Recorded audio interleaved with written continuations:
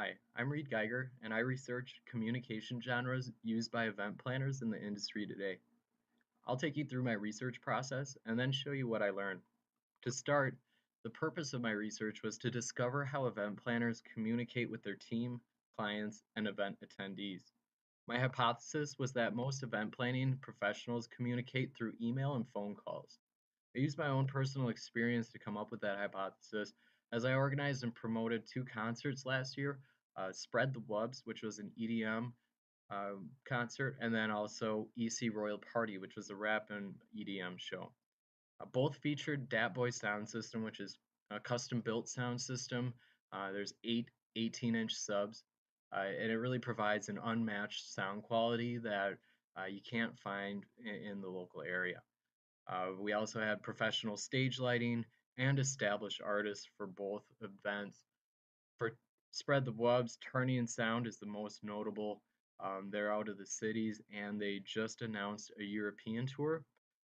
And then for the EC Royal Party, DJ Stavish actually opened up for Dirt Monkey and Jansen in Milwaukee not that long ago, and it was a sold out show.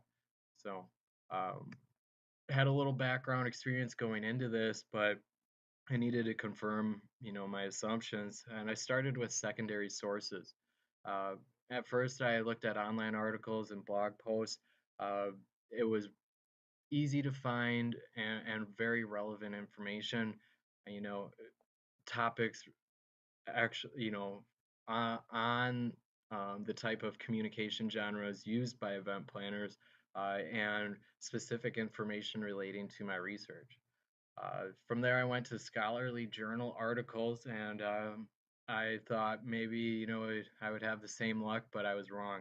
That was the most difficult source to find any relevant information. There is not any um, report or article or anything examining the type of communication methods used in event planning uh, professionals' day-to-day operations. There's just I found maybe one paragraph of relevant information hidden within an article. Uh, it was it was a lot of time spent ultimately for nothing that I used. So I went to reference books. I rented four textbooks from the library or event management books. Um, Once again, not even a chapter that was solely devoted to the types of communication that you would be using as an event planner. It was a lot of reading in between the lines and looking at how different tasks um, were completed and what types of communication needed to happen for those tasks to be completed. So, uh, really not a great reference there either. And I found two educational videos, like teachers' aids. One was really good, as the lady actually went into detail and described the different methods and channels of communication that she uses as a day-to-day event planner. Um, and so I did find and get a little break there. But I knew I was going to get most of my information from the primary sources, uh, and I made a lot of phone calls trying to get a hold of different event planners in the Twin Cities and Madison, Milwaukee. Much to no avail. It was I got one call back, um, and actually was able to speak with someone even after multiple email attempts and phone call attempts. But I did get to speak with Martha Coughlin. She's the owner of Bliss Coordinating in Madison, and she is a small-time wedding planner. So she is like a one-person show. She has no team, but people like what she does, and she does a good job. Um, Organizing and running the day of the wedding. So she makes first contact with her clients through either social media, email, or website interactions. And she said most of it comes through social media. I found her on Yelp. She has great ratings there. And she says the first thing she does after that initial point of contact is schedule a meeting with the potential client. At the meeting, she uses interpersonal skills to determine whether or not they're going to be a good fit for each other because she is dedicated to making sure that the your wedding day is the best day of your life. And you know she recognizes that some differences might not allow that to happen. So she says you have to read people, and she knows when she meets them for that first time whether or not they'll work well together. From there, if she takes you on as a client, there'll be email and oral verbal contacts with between her and the client, and then also between excuse me uh, the vendors and the venue and her. So um, just a lot of information. She was a very nice lady, and then the oral verbal also comes into play the day of the wedding and the interpersonal skills. Um, a lot of nonverbal, reading situations and knowing the best way to respond and the best way to manage the situation because she's dedicated to making sure that your wedding day is the best day of your life. So from there, I used my own personal experience. It's not wedding planning, but it is concerts. And the first point of contact for me when I'm setting up a show would be through email and social media, getting a hold of artists, and finding out if they're interested. Um, Once we confirm interest and that they're willing to do it, uh, legal documents come into play.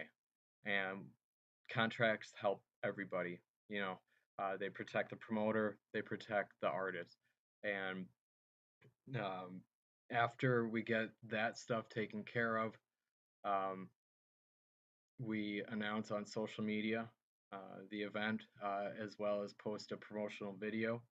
A smooth, uh, well edited video will really add to your credibility as a promoter, especially in this area. You're kind of treading upstream against what the expectations of what people before you have done. Uh, we also get out posters throughout the community to generate awareness, generate excitement, and then email communication is just constantly being used. We also use meetings. Meetings take care of a lot uh, of information in a very short time. It definitely beats having to talk on the phone or communicate by email back and forth. Um, Throughout the whole process, there's a lot of interpersonal communication going on. You have to know how to treat people, how to make them comfortable, especially the day of the show. If your artist is comfortable, they're going to put on a good show. So you want to make sure everything is perfect for them. You're communicating verbally uh, at the show, all throughout the stages leading up to the show, but even with the crowd at the show. Crowd communication is very important because there's nothing worse than silence at a concert. It's just awkward, things get weird, and people get uncomfortable. So you want to avoid that at all times. If it is going to be quiet, tell them, just make sure people know what's going on, and it can really add to the event experience. So throughout the primary sources uh, and secondary sources, what I learned was that you could pretty much classify any type of communication in event planning into these 11 categories. The only one I haven't touched on was graphics. And graphics you could use to communicate with everybody.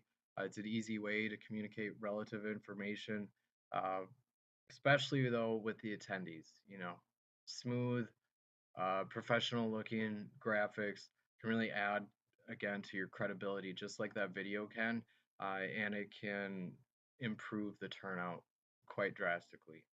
So uh, from there, I did divvy it up into a pie chart with the genres used most often. I want to let you know there's no statistics behind how I divvied it up. I just wanted to give you a general idea of what the most common um, forms of communication are and who they're with.